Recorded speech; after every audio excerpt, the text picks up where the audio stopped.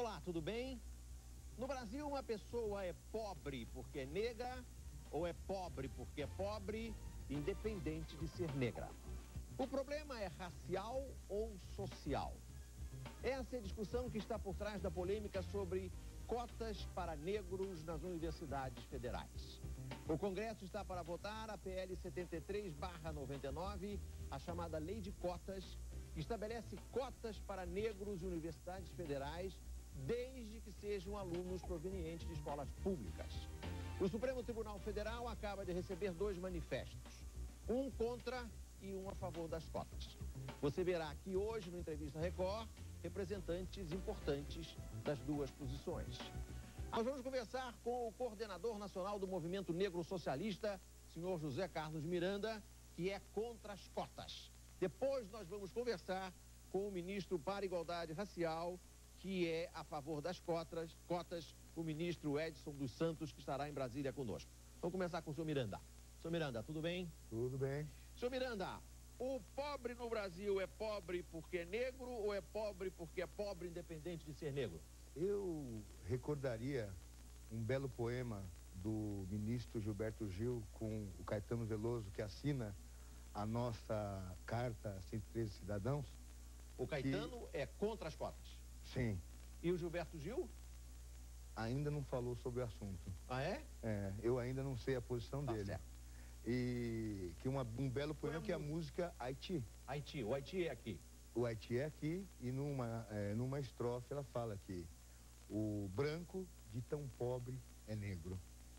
Ou seja, a pobreza e a cor do Brasil estão misturadas como está misturado o povo brasileiro. Sei. E para isso nós temos que levar em conta a herança da escravidão e a própria herança de como se formou o país Brasil. Sei. Os estados mais pobres do Brasil são os estados do Norte e Nordeste. E a coincidência ou a constatação é que esses mesmos estados são os estados que têm mais pessoas que se declaram pretas ou pardas, ou seja, negras. Então você tem uma coincidência, que é verdade, dessa herança. Mas, senhor Miranda, é só coincidência? Não, é uma constatação. Não é só, é uma coincidência, mas é uma constatação. Sim. Ou seja, o problema principal, e se a gente observar, por exemplo, no último período, agora nos últimos anos, segundo o PNAD, do 1% mais ricos do Brasil, os negros, ou seja, os pretos e pardos, aumentaram de 9,58 para 17,56, se não me engano, eu só erraria nos decimais. Nos decimais. Ou seja, quase se dobrou. O que mostra isso? E, ao mesmo tempo, se nós observarmos nos setores de concentração de renda, de concentração operária, como São Bernardo, a Grande São Paulo, a periferia de São Paulo, as distâncias de salários entre os pretos e pardos, ou seja, os negros e os brancos, é muito menor do que o constatado em outros lugares. O que significa isso? Isso significa que nós temos um problema principal, que é o verdadeiro abismo que existe entre as classes sociais no Brasil. Ou seja, a distância entre os mais ricos, a concentração de renda e a distribuição de renda no país, no Brasil, é uma das mais desiguais e piores do mundo.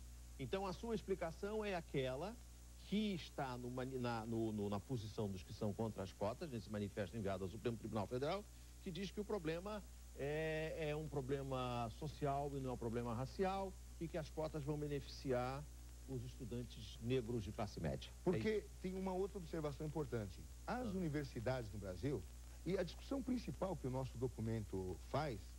Você é signatário desse documento? Eu sou um dos redatores. Redatores, tá. A discussão principal que o nosso documento faz é que cotas é a ponta do iceberg do problema da racialização. Porque, finalmente, 2% do povo brasileiro que tem acesso está na universidade. Portanto, é uma parcela ínfima da população. Mas o Estatuto da Igualdade Racial, e começando-se pelas cotas, você determinar leis que privilegiam grupos sociais de acordo com a pertinência da raça, podem levar, a um breve período de tempo, a uma visão, a uma racialização da sociedade, muito parecido com o que aconteceu nos Estados Unidos, que aliás é um modelo por excelência, onde se copia o modelo de cotas e das chamadas ações afirmativas. Nos Estados Unidos, é muito forte. Sim. E o que nós percebemos aliás, se deve observar, senhor Miranda, que beneficiados por ações afirmativas, tivemos recentemente um secretário de Estado, Colin Powell, e há na Suprema Corte Americana um negro que é também beneficiado por ação afirmativa. Condoleezza Rice, inclusive ela diz que é fruta. De Estado. Claro. E ao mesmo tempo nós podemos observar as vítimas do furacão Katrina, e um dado estarrecedor, que são, na maioria negros. Deixa eu só ler um trecho aqui do manifesto a favor das cotas. Sim, pois não. É um manifesto que diz o seguinte, eu já até falei disso, que quando você observa a questão do rendimento, questão da moradia, questão do acesso à saúde, a questão do acesso à educação, tudo isso indica que os negros, ou seja, pretos e pardos, são mais prejudicados do que os brancos, mesmo entre pobres. Quer dizer, além de pobre, ser negro e pardo é pior ainda. Tem uma questão importante e que nós... O senhor concorda com essa afirmação? Essa afirmação é do manifesto a favor da lei de cotas e do Estatuto da Igualdade Racial. Sim, eu concordo. Concorda? Não, nós constituímos, inclusive, o movimento... Então, por que não as cotas? Nós constituímos, inclusive, o movimento negro socialista, justamente porque nós temos que combater o racismo que existe... Vamos mostrar a sua camiseta aí. Movimento Negro Socialista. Sim. Tá. Ou seja, nós lutamos por uma sociedade que seja mais justa e igualitária, portanto, tem a ver com as relações de renda e classe social. Claro. E existe o racismo.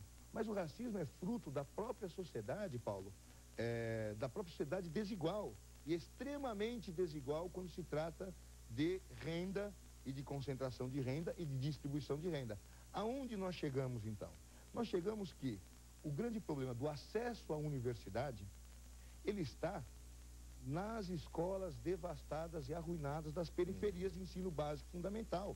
Porque a gente visita uma escola de ensino básico fundamental nas periferias do Brasil e nós vemos que todas as cores estão ali. Mesmo que exista o racismo, nós temos que combatê-lo, mas todas as cores estão ali. Se você começar a ensinar para essa criança ou para esse adolescente que o inimigo dele está ali, do lado dele, de pele mais clara, e ele vai ter que disputar, porque as cotas mantêm o vestibular, e o vestibular mantém as desigualdades prévias, anteriores. Por isso que os defensores das cotas defendem as cotas. Pois é. O que sobra dessa discussão, e se nós vamos ver, é que nós, no caso, vamos muito a fundo e vamos à radicalidade. Tem que se investir nas escolas de ensino básico fundamental, porque as escolas públicas boas existem. No último Enem, 1 em cada 10 escolas públicas de boa qualidade, de graduação alta, era pública. 1 em cada 10. O problema é que onde elas estão? Nos bairros de classe de renda mais alta, aonde a periferia acaba não tendo acesso. Entendi. Portanto, nessas cotas, e um outro dado importante, é que os pobres não entram na universidade. Somente 3%... Miranda, mas o senhor está levando água para o moinho das cotas? Não, é porque somente 3% dos pobres entram na universidade, ou seja, daqueles que ganham abaixo de 3 salários mínimos.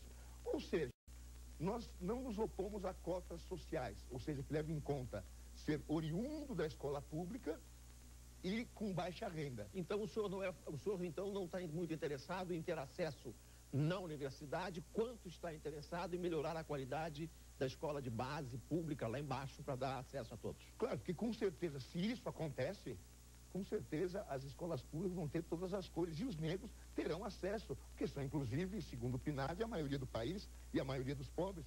Portanto, o recorte nesse caso não deve ser a pertinência a uma raça humana, que é a crença de fé do racismo. A criação de raças, a gente conhece um pouco da história, foi criação pseudocientífica dos racistas, daqueles que achavam que existiam seres humanos que, por causa da cor da sua pele, eram inferiores a outros. Uma última pergunta, senhor Miranda.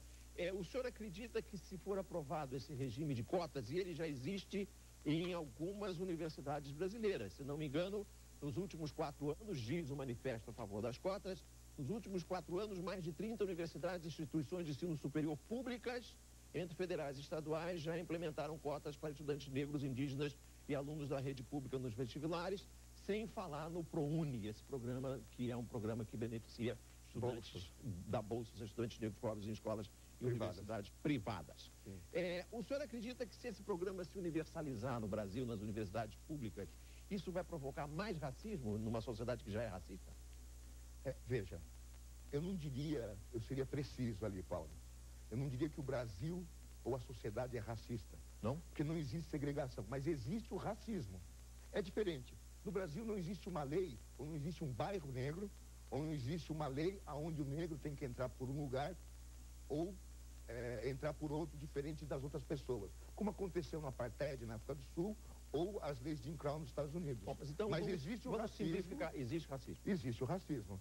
A lei, a PL 73/99, quer estabelecer cotas nas universidades federais para estudantes negros provenientes de escolas públicas. Sim. Isso vai provocar mais racismo na sociedade brasileira? Isso vai aprofundar o racismo.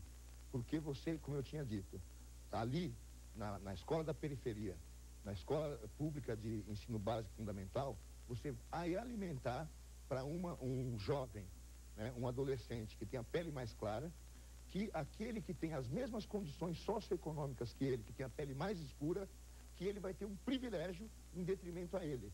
E os dois na mesma condição socioeconômica.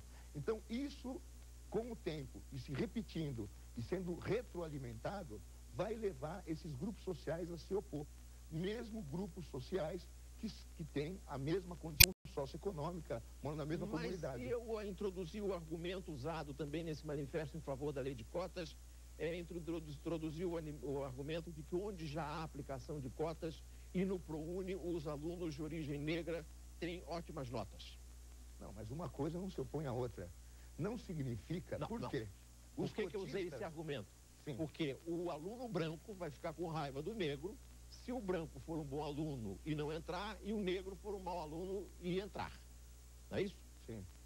Acontece que as estatísticas mostram que os negros beneficiados pelo ProUni ou por esses programas de integração através de cotas são bons alunos. Daí o que o branco vai dizer? Mas ele é bom aluno. Tem uma armadilha, na verdade. Por quê? Porque, na verdade, é o seguinte, Paulo. Os pobres, que é quem se propõe a atender, primeiro, eles não entram na universidade. Por quê? Mas estão entrando cada vez mais. Não, estão entrando, mas mesmo esses, por exemplo, o ProUni, que a pessoa tem que... Porque fora você entrar na universidade, você tem que comprar o livro, você tem que pegar onde, tem que se alimentar. Você tem que fazer um vestibular. Sim, mas você tem que se submeter às regras do jogo a que todos se submetem. Sim, mas o ProUni... A única diferença é que o estudante negro não paga ou tem bolsa. Não, mas o ProUni, ele não foi preenchido todas as vagas. Não foi preenchido, isso é um dado. Ou seja, ele ainda... E muitos que entraram pelo ProUni, mas nós não somos contra o ProUni em si. O que nós destacamos é a racialização do ProUni. Então, ou seja, da Bolsa nós não somos contra. Qual que é a armadilha que tem no manifesto? No manifesto em defesa das cotas raciais.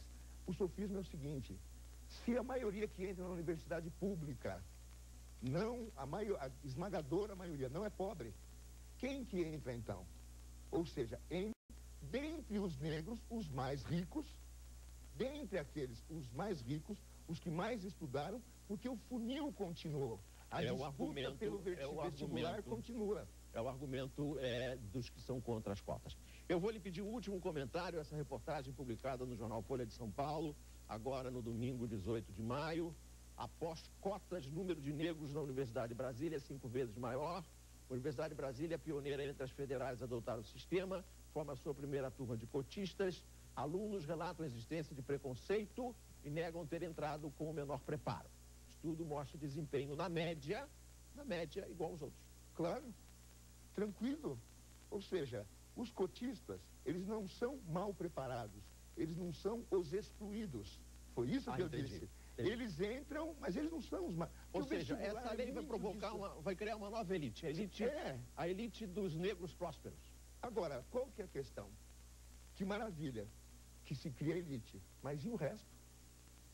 E por fim, uma coisa importante, Paulo, qual que é a questão fundamental dessa discussão é que você começa a consertar a casa pelo teto, pelos 2%.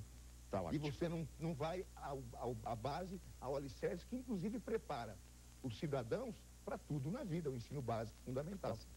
Por isso nos opomos às cotas raciais. Muito obrigado, José Carlos Miranda, coordenador nacional do Movimento Negro Socialista contra as cotas para negros nas universidades federais.